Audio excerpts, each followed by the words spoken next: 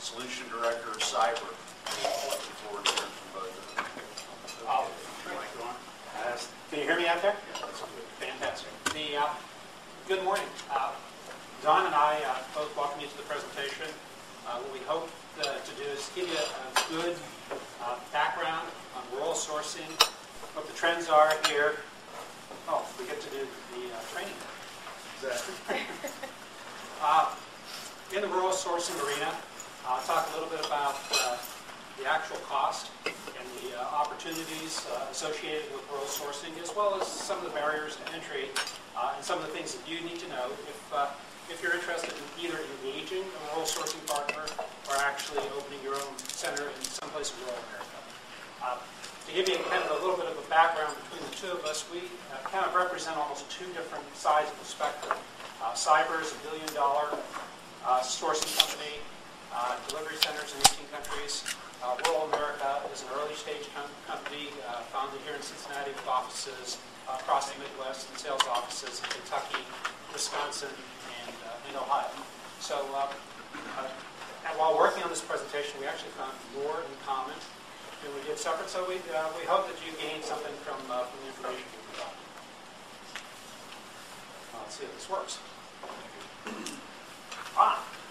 Today's agenda is we're just going to go through real quickly what is rural sourcing, talk a little bit about the different types to ground you, and then actually hopefully rapidly get into the advantages, the costs, and the opportunities associated with rural sourcing, and maybe help you determine whether or not rural sourcing is actually for you. To get through the obligatory slide, we're not talking about cows, we're not going to be talking about tractor pulls, even though I think both of us have had our time behind the wheel here and there. But what we really are talking is about rural development centers. People in small towns across the country that prefer to stay in those areas because it's a great place to live and a great place to work. You're looking at actually the East Liverpool, Ohio facilities for cyber here. Small community on the Ohio River, wonderful location for a development center.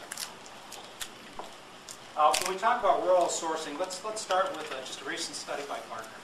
I think this was in July of this year they published it, and they basically said rural sourcing offers cost, marketing, language, cultural, and other intangible benefits over other forms of outsourcing models. Very specifically, they talk about the ability of rural sourcer, or they call them low-cost development centers, to provide a really attractive price point that's much better than what you can find for development staff in some of the major Tier 1 and Tier 2 metropolitan areas. The big part is it's still an immature trend, but it seems to be a growing and emerging trend, and depending upon your company and what it needs, it may be something we think that may be an advantage and of interest to you. So let's get through the definitions really close. When we talk about outsourcing, typically one form is, of course, urban outsourcing. These are firms, a lot of you are part of that, within urban centers that provide high-quality, good delivery services to clients. Pretty much old school. We've been doing it for years. We have offshoring, again, work primarily being done in other countries, India, China, Eastern Europe. Became extremely popular starting somewhere in the mid-'80s till today. Multi-billion-dollar industry, literally hundreds of millions of people engaged by these companies, larger outsourcing companies doing work around the world. Nearshoring, very similar to outsourcing, except within the same continent, roughly within the same time zone. People from Chile, Venezuela, Mexico, Costa Rica, Puerto Rico doing work, Canada doing work for us here in the States. Again, within the last 10 years or so, it's been growing and growing and growing. And then the last thing is USA Rural OnShoring. Domestic firms with either delivery centers in small rural areas like East Liverpool, Ohio, or virtual teams connected essentially through the cloud to provide products and services to clients in various metropolitan areas here around the we talk about making a decision about whether offshoring is good for you, we just want to talk real quickly about just some of the basic elements of the cost. My background is on XGE. I work for American Standard. I put delivery centers in China, in India, in Eastern Europe, and South America. So the cost associated with outsourcing is real. Okay? Typically, the initial impact to outsourcing, the original reason you go to is through labor arbitrage.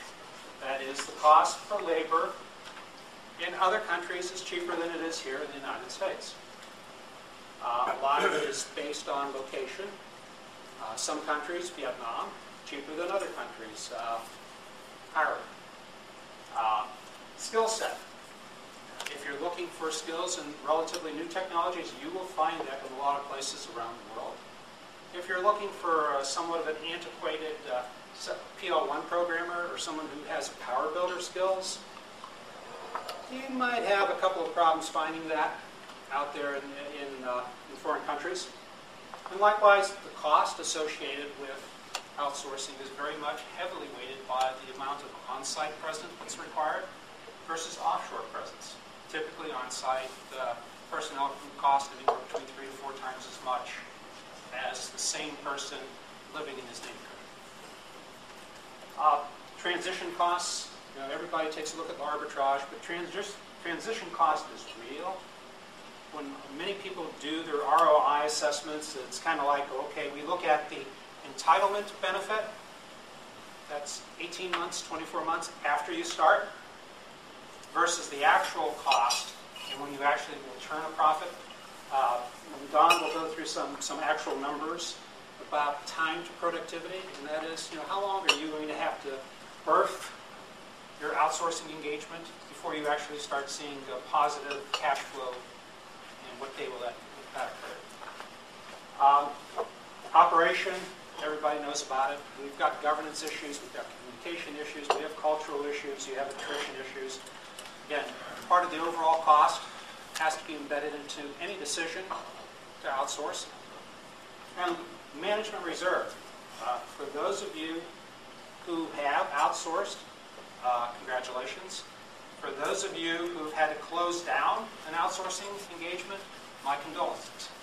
I have found it almost more difficult to get out of a country than it is actually to get into a country. And again, what you're dealing with is there's a reserve in any outsourcing engagement, and that is, what if something goes wrong? You have intellectual property issues in China.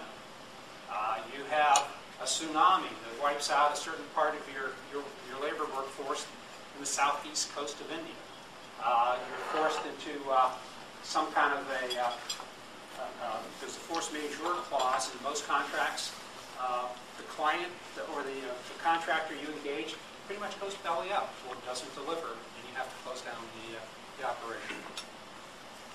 All are real costs, and all are items that we're going to talk about when we start talking about the differences between working in rural America versus working in other international locations. And then, last but not least, is the opportunity loss.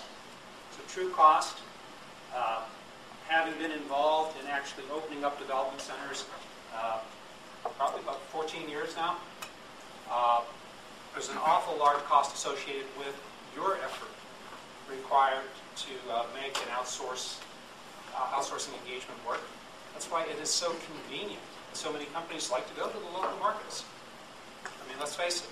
If I can go down the street and talk to Jean Marie over here, I'm more than likely to enjoy that rather than having to spend my evenings between 10 o'clock and 2 o'clock in the morning trying to work through issues that I have with someone in Sri Lanka.